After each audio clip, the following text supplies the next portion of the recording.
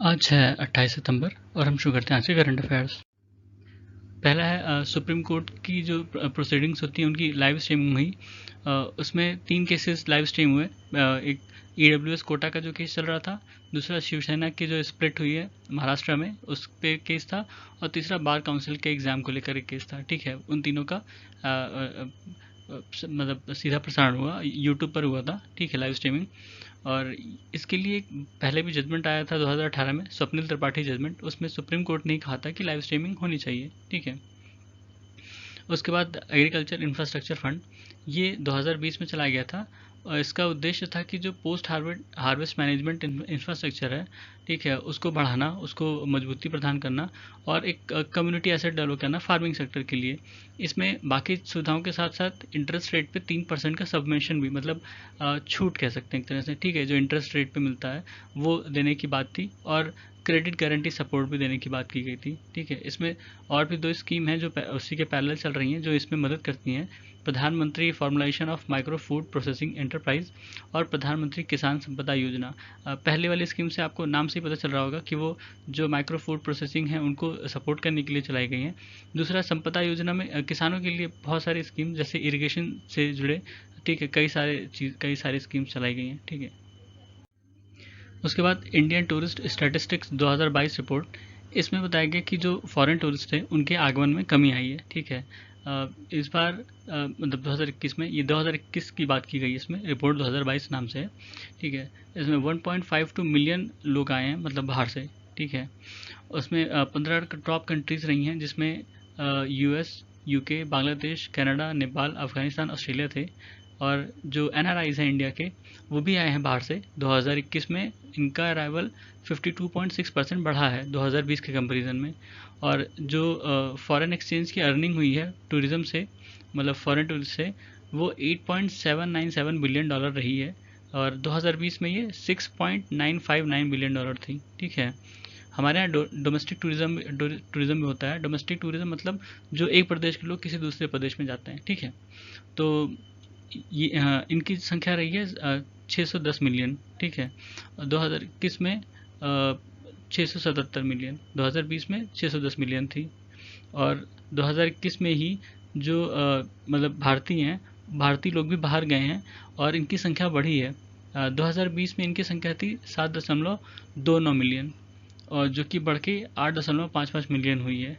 ठीक है, जो भी बाहर गए हैं उनमें सबसे मतलब जो हमारा टॉप डेस्टिनेशन है, सबसे ज़्यादा लोग यूएई में गए हैं, उसके बाद यूएस, फिर कतर, ओमान, यूके। ठीक है, उसके बाद है दादा साहब फाल्के अवार्ड 2020, ये आशा पारेख जी को दिया जा रहा है। ठीक है, आशा पारेख जी को पद्मश्री भी मिल चुका है 1992 में। दादा साहब फाल्के अवार्ड ये भारत सरकार की तरफ से दिया जाता है, और सिनेमैटिक फील्ड में सबसे बड़ा अवार्ड होता है। ठीक है, अपने आप में दादा साहब फाल्के जी को फादर ऑफ इंडियन सिनेमा भी माना जाता है। उसके बाद very short range air defence system, ये एक तरह का man portable air defence system है। मैन पोर्टेबल मतलब कोई भी आदमी इसको कैरी कर सकता है। ठीक है, और इसको डीआरडीओ ने डेवलप किया है, और उसमें कुछ इंडिया के इंडस्ट्रीज़ भी, जो डिफेंस इंडस्ट्रीज़ हैं, उनका पार्टनरशिप में डेवलप किया है। ठीक है, ये जो कम हाइट पे आने वाली जो एरियल थ्रेट्स होते हैं, जैसे यूएवी वगैरह हो गया, ठीक है, या कोई और मिसाइल हो गई, उनको न्यूट्रलाइज कर सकता है। न्यूट्रलाइज मतलब उनको उन पर अटैक कर सकता है, उनको मार सकता है। ठीक है, उसके बाद कार्ल गुस्ताफ M4 वीपन, ये जो स्वीडन की कंपनी है साब, ठीक है, उसने बताया है कि वो इंडिया में इसको मैन्युफैक्चर करेगी। ये वाला जो इमेज है, ये उसी कार्ल गुस्ताफ M4 का ही इमेज है इसमें। और जो ऊपर है very short range air defence system, ज़्यादा अंतर नहीं है। ठीक है, काम दोनों का लगभग एक ही है। उसके बाद है हरिकेन अयान, ये क्यूबा में आया है। हरिकेन को अगर लेमैन के में समझा जाए तो ये ट्रॉपिकल साइक्लोन होते हैं जो अमेरिकाज में आते हैं। ठीक है, और ये सब ट्रॉपिकल और ट्रॉपिकल वाटर्स पे फॉर्म होते हैं, और ये एक तरह के rotating low pressure weather system होते हैं, जिसमें थंडर स्टॉर्म्स होते हैं पर फ्रंट नहीं होते हैं। फ्रंट जो है वो तब बनते हैं जब कोल्ड एयर मास और वार्म एयर मास मिलते हैं। ठीक है, इसमें ऐसा नहीं होता, इसलिए इसमें फ्रंट नहीं बनते हैं। उसके बाद इसमें अलग अलग स्पीड पे इन्होंने डिफाइन किया है कि उसको क्या कहते हैं। ठीक है, जैसे अगर उसकी स्पीड, जो ट्रॉपिकल साइक्लोन हो, उसकी स्पीड अगर 39 माइल्स पर आवर हो, तो उसको ट्रॉपिकल डिप्रेशन कहते हैं। अगर 39 माइल्स पर आवर से ज़्यादा होती है, या उतनी होती है उससे ज़्यादा, तो उसको ट्रॉपिकल स्टॉर्म कहते हैं।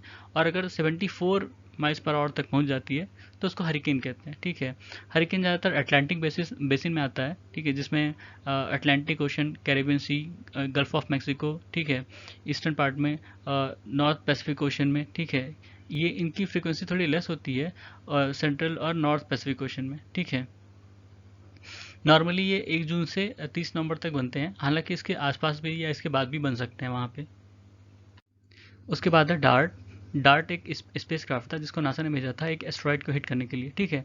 डार्ट का मतलब है डबल एस्ट्रॉयड रिडक्शन टेस्ट, ठीक है। इसने जिसको हिट किया उस एस्ट्रॉयड का नाम था डाइमॉर्फोस, ठीक है। डाइमॉर्फोस मून था डिडाइमोस का। डिडाइमोस भी एस्ट्रॉयड है और डाइमॉर्फोस भी एस्ट्रॉयड है, ठीक है। इसने मून को हिट किया है और इसका इस प्रोजेक्ट का उद्देश्य था कि कोई भी मतलब एक तरह से अगर फ्यूचर में कभी कोई एस्ट्रॉयड अर्थ को हिट करने वाला हो तो कैसे हम उसको इस पे इम्पैक्ट करके उसका डायरेक्शन चेंज कर दें या चेंज कर सकते हैं, ठीक है। उसी चीज़ का ही आकलन करने के लिए ये एक्सपेरिमेंट किया गया। और दो ये बहुत दूर था ये एस्ट्रॉयड और अर्थ को कोई नुकसान नहीं पहुंचाने वाला था, पर ये सिर्फ एक टेस्ट के तौर पे इसको किया गया है, ठीक है। उसके बाद खोस्ता 2 ये एक वेरिएंट है कोरोना वायरस का जो रशिया के सोची नेशनल पार्क में पाया गया है, मतलब रशियन बैट में ही मिला है, ठीक है। और ये थे आज के हमारे करंट अफेयर्स। सुनने के लिए धन्यवाद।